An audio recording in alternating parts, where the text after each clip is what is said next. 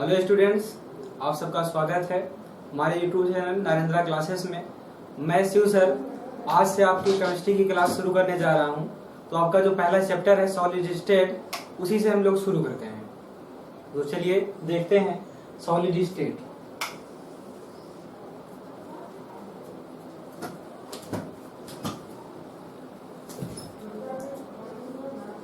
आपका पहला चैप्टर है solid state, chemistry part first का पहला चैप्टर सॉलिड स्टेट। इसे कहते हैं ठोस अवस्था। ठोस अवस्था, तो ठोस अवस्था से आप लोग परिचित होंगे। तो सबसे पहले हम लोग बात कर लेते हैं कि मैटर की बात करते हैं। मैटर जिसे क्या कहते हैं, द्रव्य या पदार्थ। तो सबसे पहले हम लोग मैटर या द्रव्य की बात करते हैं। तो द्रव्य क्या है? कोई भी चीज जिसको हम देख पा रहे हैं वो क्या है? वो द्रव्य है। जिसको नहीं भी देख पा रहे वो भी क्या है? द्रव्य है। कहने का मतलब कि कोई भी वस्तु जिसमें क्या हो, जिसमें द्रव्यमान हो, और जो क्या ग्रहण करे, जो आयतन ग्रहण करे, उसको हम लोग क्या बोलेंगे? उसको बोलेंगे द्रव्य। तो मैटर यानी कि द्रव्य वस्तु है जो जिसमें द्रव्यमान होता है, जो आयतन ग्रहण करता है और जिसका अनुभव अपनी ज्ञानेंद्रियों से कर सकते हैं, और वह गुरुत्वाकर्षण बल का अनुभव करता है, जो जड़त्व का अनुभव करता है, वो क्या कहलाता है? वो मैटर कहलाता है, कोई भी पदार्थ कहलाता है। अब हम लोग बात कर लेते हैं कि जो हमारा मैटर है या द्रव्य है, ये इसकी कितनी अवस्थाएं होती हैं। तो इसको हम लोग ऑलरेडी क्लास 11 में पढ़ चुके हैं कि जो हमारा मैटर है इसको तीन भौतिक अवस्थाओं में इसको क्या किया गया है? डिवाइड किया गया है। तो पहली इसकी जो भौतिक अवस्था है उसको क्या कहा गया है? उसको कहा गया है ठोस अवस्था। दूसरी अवस्था क्या है? द्रव अवस्था। और तीसरी अवस्था कौन सी है? गैस अवस्था। तो पदार्थ की तीन अवस्थाएं होती हैं, ठोस अवस्था, द्रव अवस्था और कौन सी अवस्था? गैस अवस्था। इसको क्या बोलते हैं? इसको बोलते हैं सॉलिड स्टेट। इसको कौन सी? इसको बोलते हैं लिक्विड स्टेट। इसे क्या कहते हैं? इसे कहते हैं गैसियस स्टेट। तो पदार्थ की तीन अवस्थाएं हैं, यानी जो हमारा मैटर है या द्रव्य है आपको तीन रूपों में मिलेगा। एक तो ठोस अवस्था में मिलेगा, दूसरा द्रव अवस्था में मिलेगा और तीसरा गैसीय अवस्था में मिलेगा। अब जैसे हम बात करें, कोई पत्थर है, तो पत्थर हमारा किस अवस्था में है? ठोस अवस्था में है, क्योंकि उसका आकार भी निश्चित है। उसका आकार भी क्या है? निश्चित है। और उसका आयतन भी क्या है? उसका आयतन भी निश्चित है। तो कहने का मतलब पदार्थ की वह अवस्था जिसका आकार और आयतन दोनों निश्चित होते हैं क्या कहलाती है? वो ठोस अवस्था कहलाती है। अब दूसरी अवस्था की बात करें, दूसरी अवस्था कौन सी? द्रव अवस्था, लिक्विड स्टेट। तो जैसे हम जानते हैं, इसका एग्जांपल, सिंपल सा एग्जांपल क्या है? वाटर है, जल है। जल क्या है? ये द्रव है। और बात करें इसका आकार, तो इसका आकार क्या होता है? अनिश्चित, इंडिफिनिट। इसका आकार क्या होता है? अनिश्चित यानी कि इंडिफिनिट होता है, निश्चित नहीं होता है। और इसके आयतन की बात करें, इसका आयतन, इसका वॉल्यूम क्या होता है? निश्चित होता है। क्या होता है? निश्चित होता है। यानी कि अगर हम किसी भी द्रव को क्या करें, जिस बर्तन में रखते हैं उसी का आकार क्या करता है? वो ग्रहण कर लेता है। यानी कि द्रव का कोई निश्चित आकार नहीं होता है। द्रव को हम जिस बर्तन में रखेंगे उसी का आकार क्या करेगा? ग्रहण कर लेगा। अब रही बात आयतन की, तो अगर किसी भी द्रव का जो आयतन है कितना है? 1 लीटर है। अगर 1 लीटर आयतन का कोई द्रव है, उसको हम किसी भी आकार वाले बर्तन में रखें तो उसका आयतन क्या होगा? उसका आयतन 1 लीटर पहले भी था और बाद में कितना रहेगा? 1 लीटर। कहने का मतलब कि उसके आयतन में तो कोई परिवर्तन नहीं होगा। तो इसीलिए जो द्रव होते हैं उनका आकार क्या होता है? अनिश्चित होता है, लेकिन उनका आयतन क्या होता है? वो निश्चित होता है। अब तीसरी अवस्था कौन सी अवस्था है? गैसीय अवस्था। अब गैसीय अवस्था की बात करें, जिसका एग्जाम्पल हम लोग जानते हैं, जो एयर, सिंपल सा एग्जाम्पल क्या है? एयर यानी कि वायु। वायु क्या है? ये पदार्थ की गैसीय अवस्था है। और यहाँ पर अगर हम इसके आकार की बात करें तो किसी भी गैस का आकार क्या है? आकार क्या है? अनिश्चित। यानी एयर का कोई आकार है नहीं, तो क्या है? ये अनिश्चित है। बात करें किसकी? आयतन की, इसके वॉल्यूम की, तो क्या इसका आयतन निश्चित है? नहीं, ये भी क्या है? ये भी क्या है? अनिश्चित है। तो कहने का मतलब पदार्थ की ऐसी अवस्था जिसका आकार और आयतन दोनों अनिश्चित होते हैं, ये निश्चित नहीं होते हैं, क्या कहलाती है? ये पदार्थ की गैसीय अवस्था कहलाती है।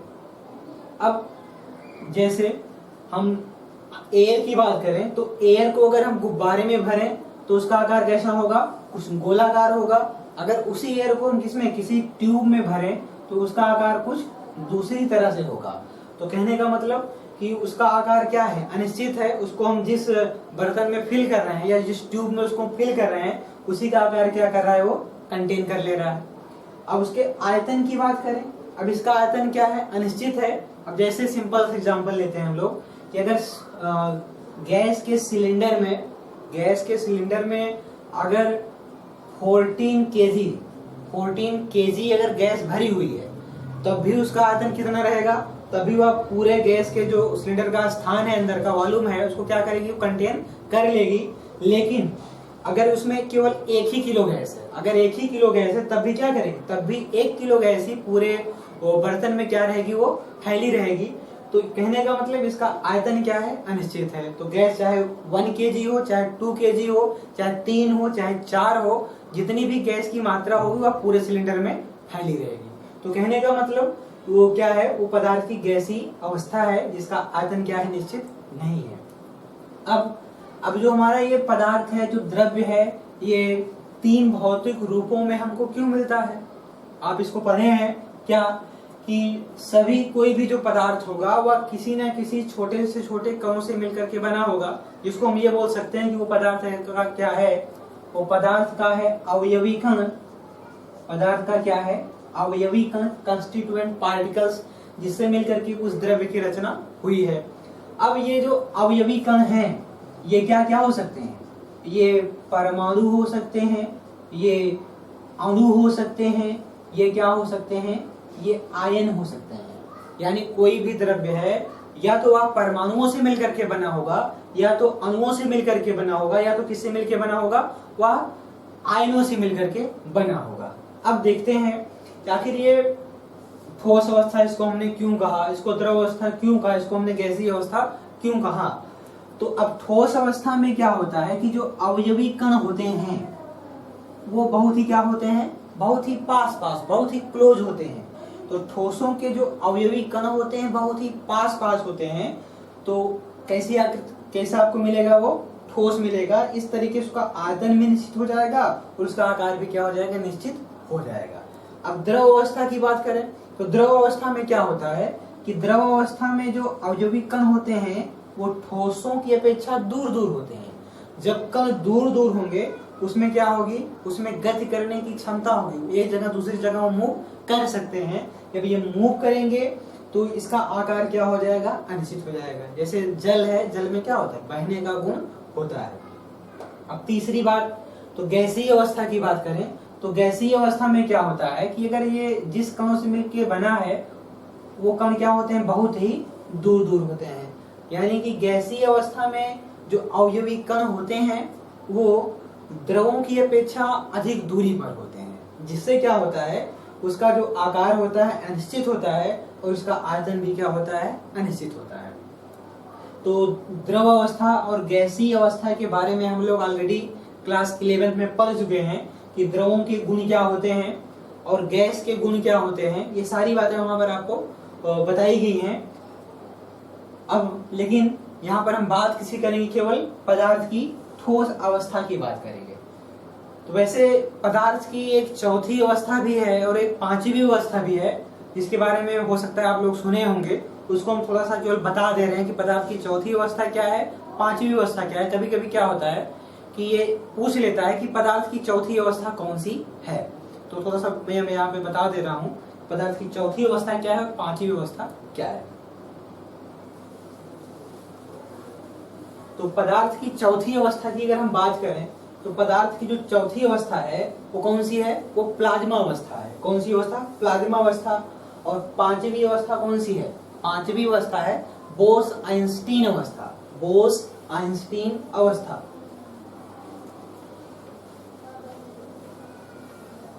ये आपके सिलेबस में नहीं है, लेकिन ये तो हम बता दे रहे हैं, कभी आप सुने तो आपको ये ना लगे कि इसको हम जानते नहीं, ये भी पदार्थ की एक अवस्था थी और ये हमको बताया ही नहीं गया। तो देखते हैं पदार्थ की जो चौथी अवस्था कौन सी, प्लाज्मा अवस्था। प्लाज्मा अवस्था, plasma state, plasma state, plasma अवस्था। अब प्लाज्मा अवस्था क्या है, ठोस तो हो गया, ठोस जानते हैं हम, द्रव भी जानते हैं, गैस भी जानते हैं। अब आखिर ये प्लाज्मा अवस्था कहाँ से आ गई, इसके बारे में थोड़ा सा जानने का प्रयास करते हैं। देखते हैं क्या है ये प्लाज्मा अवस्था। एक सिंपल सा एग्जांपल लेते हैं, जैसे सोडियम। सोडियम जानते हैं ये क्या है, ये धातु है जो कि मुलायम धातु होती है। इसको अगर हीट किया जाए, ठोस सोडियम को अगर क्या किया जाए, हीट किया जाए, तो हीट करने पर सोडियम किस फॉर्म में जाएगा, सोडियम वाष्प अवस्था, वेपर फॉर्म में जाएगा। वेपर फॉर्म में इतना हीट करें ये किस अवस्था में चला जाए, सोडियम हमारा परमाणुविक, यानी इसके जो क्या है परमाणु में बहुत दूर दूर हो जाए, सबके सब सेपरेट हो जाए, तो क्या हो जाएगा, सोडियम हमारा परमाणुविक अवस्था में चला जाएगा। अब और ये किसी पदार्थ का ठोस से सीधे किस में जाना, ठोस से सीधे वाष्प में जाना, कौन सी क्रिया कहलाती है, सब्लिमेशन। कौन सी क्रिया कहलाती है, सब्लिमेशन, यानी कि ऊर्ध्वपातन कहलाती है। अब हम क्या करें कि जो हमारा सोडियम परमाणुविक अवस्था में था, उस सोडियम को हम लोग क्या करें, यानी कि सोडियम परमाणु को अधिक से अधिक एनर्जी दें, अधिक से अधिक क्या दें, एनर्जी दें, हीट प्रोवाइड कराएं। तो हीट प्रोवाइड कराने पर सोडियम से क्या होगा, उसके बाह्यतम कोश से इलेक्ट्रॉन क्या हो जाएगा, निकल जाएगा, बाहर चला जाएगा। तो सोडियम पर क्या आ जाएगा, पॉजिटिव चार्ज, और बगल में क्या रहेगा, एक इलेक्ट्रॉन। तो सोडियम प्लस प्लस एक इलेक्ट्रॉन। तो ये सोडियम की कैसी अवस्था, ये सोडियम हमारा आयन में बदल गया, ये आयनिक अवस्था है। और बगल में क्या है, बगल में है इलेक्ट्रॉन, बगल में क्या है, बगल में है इलेक्ट्रॉन। अब देखिए ध्यान देना, यहाँ पे ध्यान देने की बात यहाँ पे क्या है कि ठोस अवस्था तो था, द्रव अवस्था थी, गैसीय अवस्था थी। अब गैस का एग्जाम्पल हम लोग बहुत सारा जानते हैं, जैसे Cl2 है, O2 है, N2 है, ब्रो क्या कहते हैं, हाँ HCl है, ये सभी अमोनिया है, कार्बन डाइऑक्साइड है, ये सभी क्या है, ये सभी गैसें हैं। तो गैसें अगर वो अक्रिय गैस है, हीलियम है, नियान है, आर्गन है, क्रिप्टॉन है, तो ये तो क्या है, मोनोएटॉमिक है, एक परमाणु गैसें हैं। Cl2, O2, N2, HCl, NH3, CO2 क्या है, ये ट्राई या टेट्राएटॉमिक गैसें हैं।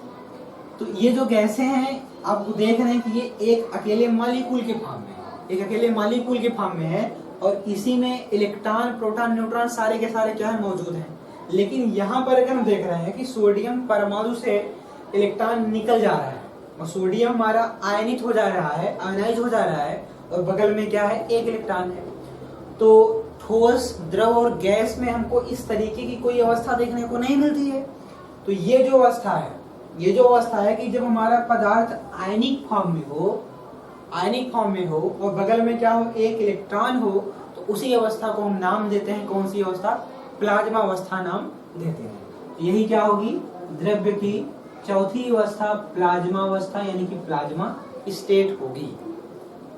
अब सिंपल सा एग्जांपल है कि जो हमारा सन है, सूर्य है, सूर्य में जो एनर्जी किसकी वजह से होती है, सूर्य में जो एनर्जी होती है नाभिकीय संलयन की वजह से होती है। ये आपको पता है नाभिकीय संलयन कैसी प्रक्रिया है कि छोटे छोटे जो एटम होते हैं, परमाणु होते हैं, आपस में जुड़ते हैं और बड़ा सा क्या बनाते हैं, परमाणु का फॉर्मेशन करते हैं, निर्माण करते हैं और ढेर सारी ऊर्जा क्या होती है, मुक्त होती है। अब सूर्य की ऊर्जा इतनी अधिक है कि वहां पर जो भी परमाणु होगा वह किस अवस्था में चला जाएगा, ऐसी अवस्था में, यानी उसके परमाणु से इलेक्ट्रॉन क्या हो जाएंगे, निकल जाएंगे और वह परमाणु हमारा क्या हो जाएगा, आयनित हो जाएगा। और वह तो इसी अवस्था को हम बोलेंगे प्लाज्मा अवस्था। तो जो प्लाज्मा अवस्था हमारी होती है ये हमको कहाँ मिलती है, हमको ये सन में मिलती है, सूर्य में हमको ये देखने को मिलती है। अब पांचवी अवस्था हमने आपको बताया था, कौन सी थी, बोस-आइंस्टीन स्टेट ऑफ मैटर। उसको हम देखते हैं कि ये, इसको आप नोट कर सकते हैं, हमने जो बताया है इसका आप स्क्रीनशॉट ले लेंगे तो आपको ये मिल जाएगा। तो हम बात करते हैं कौन सी, द्रव्य की पांचवी अवस्था, बोस-आइंस्टीन स्टेट ऑफ मैटर।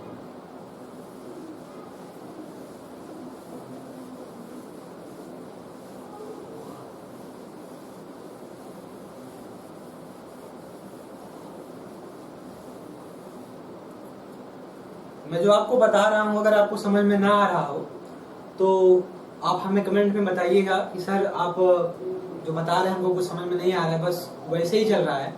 तो हम कुछ अलग तरीके से प्रयास करेंगे आपको बताने का, समझाने का। अगर आप ये कहते हैं कि नहीं सर हमारी केमिस्ट्री बहुत वीक है, हमको समझ में नहीं आती है, तो प्लीज हमको बताइएगा। तो कुछ ना कुछ हम क्या करेंगे, अलग से करने का प्रयास करेंगे, आपको बेहतर से बेहतर बताने का प्रयास करेंगे कि कैसे आपको समझ में आ जाए। तो चलिए हम लोग देखते हैं पांचवी अवस्था कौन सी, हमने भी बोला था बोस-आइंस्टीन, बोस-आइंस्टीन, बोस-आइंस्टीन पदार्थ की अवस्था, बोस-आइंस्टीन पदार्थ की अवस्था।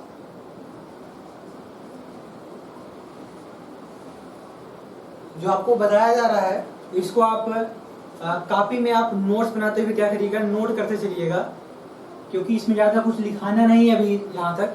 इसको आप क्या करेंगे, इसको आप नोट करते चलेंगे, जिससे बार बार आपको वीडियो को देखना ना पड़े और चीजें आपके पास कलेक्ट होती चली जाए। तो हम बात करते हैं किसकी, बोस-आइंस्टीन पदार्थ की अवस्था, बोस-आइंस्टीन स्टेट ऑफ मैटर की। इसको समझना है थोड़ा सा। अब जैसे हम लोग जानते हैं कि क्या होता है कि पदार्थ का सबसे सूक्ष्मतम जो कण माना गया, डाल्टन ने माना था क्या, जो परमाणु, तो परमाणु के सबसे बीच का जो पार्ट है क्या है, परमाणु का नाभिक। ये क्या है, नाभिक है, न्यूक्लियस है। इस न्यूक्लियस में क्या क्या है, इस न्यूक्लियस में दो पार्टिकल होते हैं, प्रोटॉन और न्यूट्रॉन। प्रोटॉन क्या होता है पॉजिटिव, न्यूट्रॉन क्या होता है न्यूट्रल। अब उसका जो बाहरी भाग है वो क्या है, कोश है, कोश, उपकोश, उपकोश में क्या है, ऑर्बिटल्स हैं। तो इनमें क्या होते हैं, इलेक्ट्रॉन्स होते हैं। ये आपको पता है ऑलरेडी कि हमारा जो परमाणु है वह 3 कणों से मिलकर के बना है। पहला क्या, प्रोटॉन, दूसरा क्या है न्यूट्रॉन और तीसरा क्या है, तीसरा है इलेक्ट्रॉन। अब प्रोटॉन और न्यूट्रॉन कहाँ पर है, ये तो है न्यूक्लियस में, और इलेक्ट्रॉन कहाँ है, इलेक्ट्रॉन है कोशों में यानी कि सेल में। अब ध्यान देना, यहाँ पे ध्यान देने की बात क्या है कि जो किसी भी परमाणु का नाभिक है या न्यूक्लियस है, उस न्यूक्लियस में प्रोटॉन और न्यूट्रॉन के अलावा, प्रोटॉन और न्यूट्रॉन के अलावा कुछ ऐसे भी पार्टिकल हैं जो वहाँ पे मिलते हैं, लेकिन वो बहुत ही क्या होते हैं, अस्थायी होते हैं, यानी उनकी जो हाफ लाइफ होती है बहुत ही क्या होती है, अर्धायु बहुत ही कम होती है। समझना है क्या, इन पार्टिकल का हम नाम लिखते हैं, ये क्या है, ये अस्थायी पार्टिकल, अस्थायी पार्टिकल है, अस्थायी कण है। जैसे पॉजिट्रॉन, आपने नाम सुना होगा पॉजिट्रॉन का। दूसरा क्या है, मेसान, दूसरा कौन सा पार्टिकल है, मेसान। तीसरा पार्टिकल कौन सा, न्यूट्रिनो, तीसरा पार्टिकल है न्यूट्रिनो। अगर ये आपको लग रहा है कि नहीं ये पहली बार आप सुन रहे हैं, तो क्लास 11th का जो एटॉमिक स्ट्रक्चर चैप्टर आपका है उसको आप क्या करेंगे, एक बार रिवाइज कर लेंगे, वहां से आपको चीजें मिलेंगी। तो पॉजिट्रॉन है, मेसान है, न्यूट्रिनो है, एंटी न्यूट्रिनो,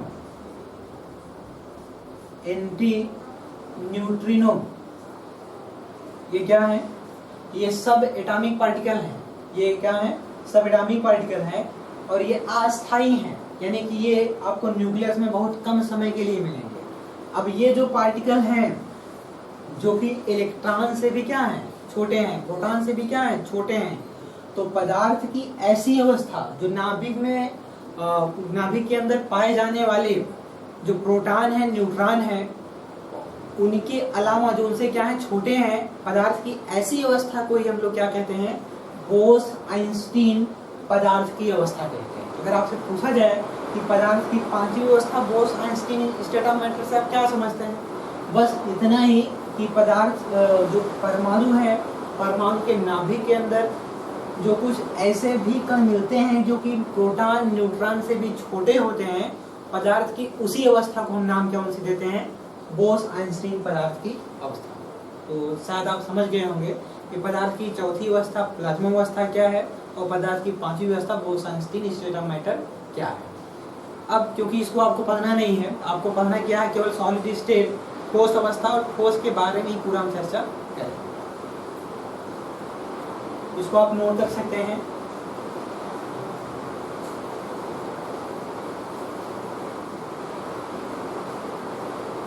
चलिए ठीक,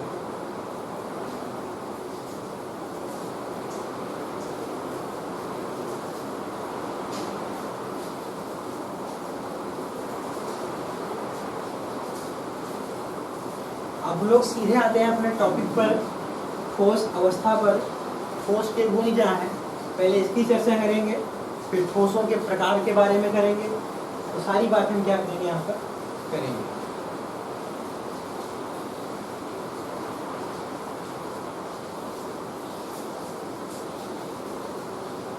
तो चलिए शुरू करते हैं।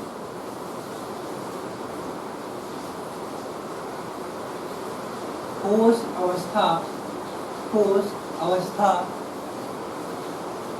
के सामान्य अभिलक्षण,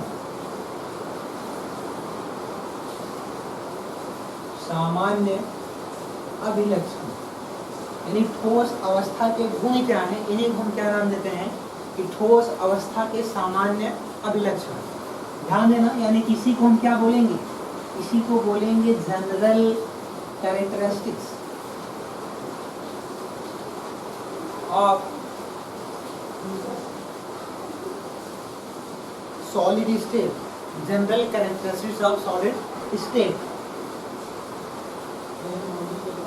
ध्यान देना है कि ठोस अवस्था के गुण क्या हैं। हमने पहले ही बताया कि जो ठोस होता है, जो ठोस होता है उसका आकार और उसका आयतन दोनों क्या होते हैं, दोनों निश्चित होते हैं, दोनों निश्चित होते हैं। ठोस का आकार और आयतन दोनों क्या होते हैं, निश्चित होते हैं। और दूसरी बात कौन सी, कि ठोसों में अंतर आणविक दूरियां यानी कि जिस अणुओं से मिलकर के ठोस बना हुआ है उनके बीच की दूरियां, अंतर आणविक दूरियां क्या होती हैं, बहुत ही कम, यानी कि क्या होती हैं, लघु होती हैं। लघु का मतलब बहुत ही कम। अंतर आणविक दूरियां यानी कि पदार्थ के कणों की जो बीच की दूरियां हैं वो बहुत ही क्या है, वो कम है, तो उसको हम बोलेंगे क्या, अंतर आणविक दूरियां लघु होती हैं। और तीसरी बात क्या है कि इन्हीं कणों यानी कि जिन कणों से हमारा ठोस मिलकर के बना हुआ है, कणों के मध्य लगने वाला अंतर आणविक बल, इंटरमॉलिक्यूलर फोर्सेस, अंतर आणविक बल क्या होता है, प्रबल यानी कि स्ट्रॉन्ग, क्या होता है, प्रबल होता है। कणों के मध्य लगने वाला अंतर आणविक बल क्या होता है, प्रबल होता है, स्ट्रॉन्ग होता है। और चौथी बात क्या कि किसी भी ठोस के अवयवी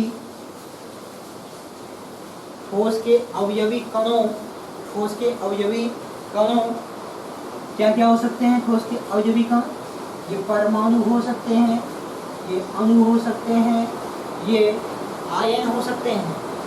ठोस के अवयवी कणों, परमाणु, अणु और आयन की स्थितियां, की जो पोजीशंस हैं, की जो स्थितियां हैं क्या होती हैं? निश्चित होती हैं। की स्थितियां निश्चित होती हैं, यानी कि ठोस के जो कण हैं अपनी जगह से मूव नहीं कर सकते हैं, गति नहीं कर सकते हैं, वो अपनी पोजीशन पे क्या कहेंगे तो फिक्स रहेंगे। अब अगली बात क्या है कि अब ये जो ठोस के जो कण हैं, ये अपनी इनकी स्थितियां क्या है? इनकी स्थितियां तो निश्चित हैं, ये गति नहीं कर सकते हैं, ये केवल अपनी स्थितियों से क्या करेंगे? केवल कंपन कर सकते हैं। यानी अवयवी कण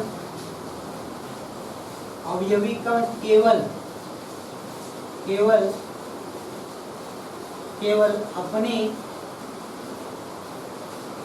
माध्य स्थितियों के इधर उधर क्या कर सकते हैं? केवल कंपन, केवल वाइब्रेशन कर सकते हैं, केवल कंपन कर सकते हैं। ठीक है। और छठी बात क्या है ठोस के बारे में? छठी प्रॉपर्टी इसकी है कि ठोस क्या होते हैं? असंपीड्य। ठोस क्या होते हैं? ठोस असंपीड्य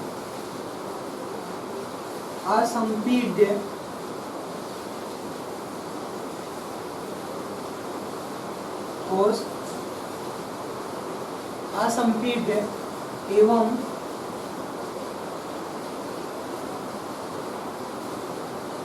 कठोर होते हैं। यानी इसको हम क्या कर सकते हैं? इसको हम दबा नहीं सकते हैं, ठोस दबाने पर दबता नहीं है, और ये बहुत ही क्या होता है? कठोर होता है। ये तो हो गई किसकी? ठोस की जनरल कैरेक्टरिस्टिक्स। बहुत सारे एग्जाम्पल इसके हैं, जैसे पत्थर है, मेज कुर्सी, आप देख रहे हैं, आपको मालूम है कि ठोस कौन कौन से हो सकते हैं। धातुएं हैं, बहुत सारे लवण हैं, ये क्या है? ये ठोस है। ये क्या हो गई? ये ठोस अवस्था की जनरल कैरेक्टरिस्टिक्स होगी। नोट कर लें एक बार इसको।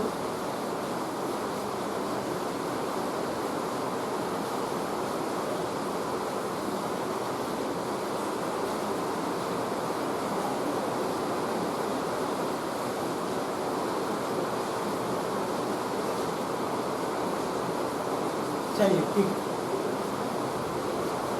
अब हम लोग बात करते हैं कि ये जो ठोस पदार्थ हैं, इनको कितने भागों में वर्गीकृत किया गया है? ठोस कितने प्रकार के हो सकते हैं? अब इसी की बात की जाए।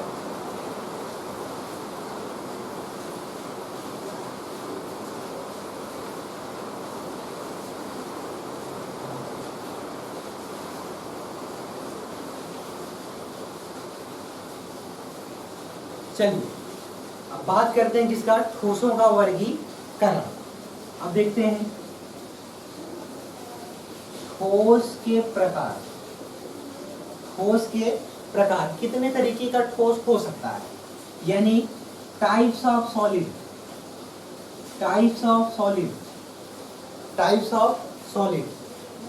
ठोस के प्रकार।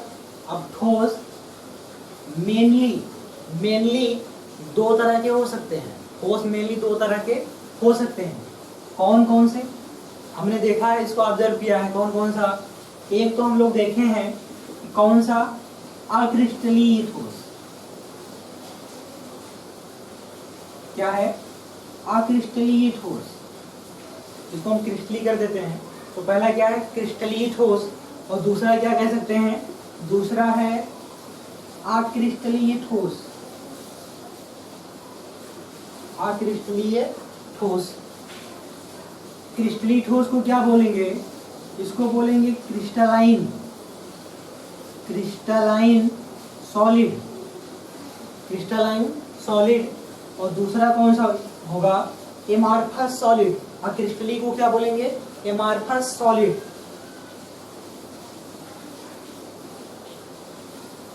Amorphous solid. यहां पर एक ही मीनिंग है एब्सेंट। एक ही मीनिंग क्या है? एब्सेंट यानी उपस्थित नहीं है। क्या उपस्थित नहीं है? मॉर्फ्स। मॉर्फ्स का मतलब इसकी साइज, इसकी साइज, इसकी साइज यानी कि ज्योमेट्री इसकी क्या है? फिक्स नहीं है। तो कहने का मतलब कि ऐसा ठोस जिसकी कोई निश्चित आकृति ही ना हो उसको हम लोग क्या बोलेंगे? अक्रिस्टलीय ठोस बोलेंगे। अब जिसकी आकृति होगी उसको क्या बोलेंगे? उसको बोलेंगे क्रिस्टलीय ठोस। तो ठोस हमारा दो प्रकार का, क्रिस्टलीय ठोस और कौन सा? अक्रिस्टलीय ठोस। अब जैसे सिंपल सा एग्जांपल लेते हैं। एग्जांपल कौन सा? हम लोगों ने नमक तो देखा ही होगा। नमक, हाँ वही NaCl, NaCl। तो अगर नमक का हम लोग पार्टिकल देखें, टुकड़ा देखें इस तरीके से, मान लीजिए इतना बड़ा क्या है? नमक का एक टुकड़ा है। तो इसको अगर हम क्या करें? ब्रेक करें, उठा के पटक दें नीचे, तो क्या होगा? तो गिरने के पश्चात यह टूटेगा, टूटेगा कुछ इस तरीके की आकृतियों में। तो देखने, और एक क्या करिए, दूसरा आप एक मिट्टी का टुकड़ा लीजिए, किसी भी मिट्टी का टुकड़ा लीजिए, उसको क्या करिए? उसको आप, मान लीजिए मिट्टी का एक टुकड़ा है, तो उसको आप क्या करिए? जमीन पर पटकिए। पटकने के बाद देखेंगे कि उसके भी क्या हो जाएंगे? छोटे छोटे टुकड़े हो जाएंगे। अब आप नमक के टुकड़े को आप ऑब्जर्व करिए और मिट्टी के छोटे टुकड़ों को ऑब्जर्व करिए, तो दोनों को देखने में आपको क्या आएगी? भिन्नता आएगी। अब जो नमक के टुकड़े होंगे वो उसी तरीके से होंगे जिस तरीके से उसका बड़ा सा पार्टिकल था, और यहाँ पर इसका कुछ अलग तरीके से होगा पार्टिकल। तो यही जो मेन अंतर है, इसमें क्रिस्टलीय में और अक्रिस्टलीय में क्या है? अंतर है। तो क्रिस्टलीय ठोस कुछ अलग तरीके से होते हैं, और यानी कि वो उनका क्या होता है? विशेष ज्यामितीय आकार होता है, और अक्रिस्टलीय का कोई ज्यामितीय आकार नहीं होता है। तो इन सारी बातों को हम लोग क्या करेंगे? अलग से क्रिस्टलीय ठोस के बारे में और किसके बारे में? अक्रिस्टलीय ठोस के बारे में, इनकी अलग अलग से कैरेक्टरिस्टिक्स क्या हैं, इसके बारे में हम लोग क्या करेंगे? इसको देखेंगे।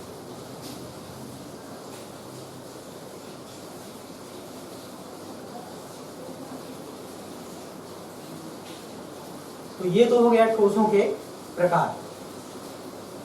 कोई ऐसा स्टूडेंट जिसकी समझ में ना आ रहा हो, वो क्या करेगा? हमको कमेंट में बताएगा कि सर हमको समझ में बिल्कुल भी कुछ भी नहीं आ रहा है। नहीं तो बस ये समझिए बस हाँ कुछ चल रहा है, वैसे ही समझ में आए चाहे ना आए, आपको समझना है। और जो भी चीज़ें आपको ना समझ में आए उसको आप क्या करिए? हमको जरूर बताइएगा कि सर यहाँ पे हमको ये चीज़ समझ में नहीं आई। और मेरी एक बात कि आप लोग क्लास 11 की NCERT अगर आपके पास होगी तो उसको आप एक बार फिर से रिवाइज कर लें। रिवाइज करने पे ये होगा कि जैसे आपका जो एटॉमिक स्ट्रक्चर है यानी परमाणु की संरचना है उसके बारे में आप लोग जान जाएंगे अच्छे से। और अगला चैप्टर जो है आपका क्या कहते हैं? आवर्तसारणी, बहुत ही इंपॉर्टेंट है। आपको मालूम होगा कि धातुएं क्या हैं, अधातुएं क्या हैं, उनके गुण क्या हैं, उनकी आवर्तसारणी में पोजीशंस क्या हैं, ये सारी बातें आप वहाँ पे देखेंगे। और अगला जो मोस्ट इम्पॉर्टेंट चैप्टर आपकी केमिस्ट्री का है, इसके जाने बगैर आप केमिस्ट्री नहीं जान सकते हैं, वो कौन सा चैप्टर आपका है?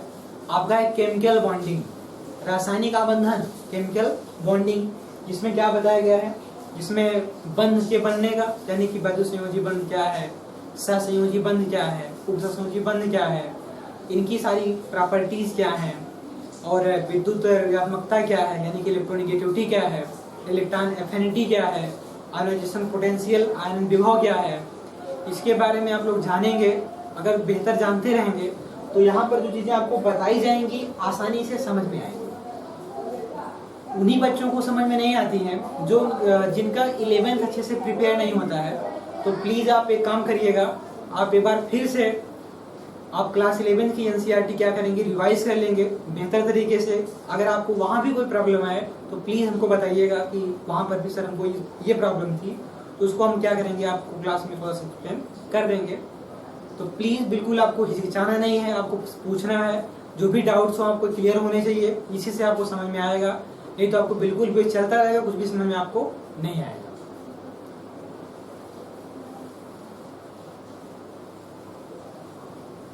तो आपका जो ठोस अवस्था है, ठोस अवस्था के बारे में हम लोग पहुंच गए कहाँ तक, अक्रिस्टलीय और क्रिस्टलीय ठोस के बारे में। तो हम नेक्स्ट वीडियो में देखेंगे कि हमारा क्रिस्टलीय ठोस क्या है, अक्रिस्टलीय ठोस क्या है। और हम ये आपसे उम्मीद करते हैं कि आप अच्छे से प्रिपेयर होकर के नेक्स्ट वीडियो में आप आएंगे। Thank you so much for watching.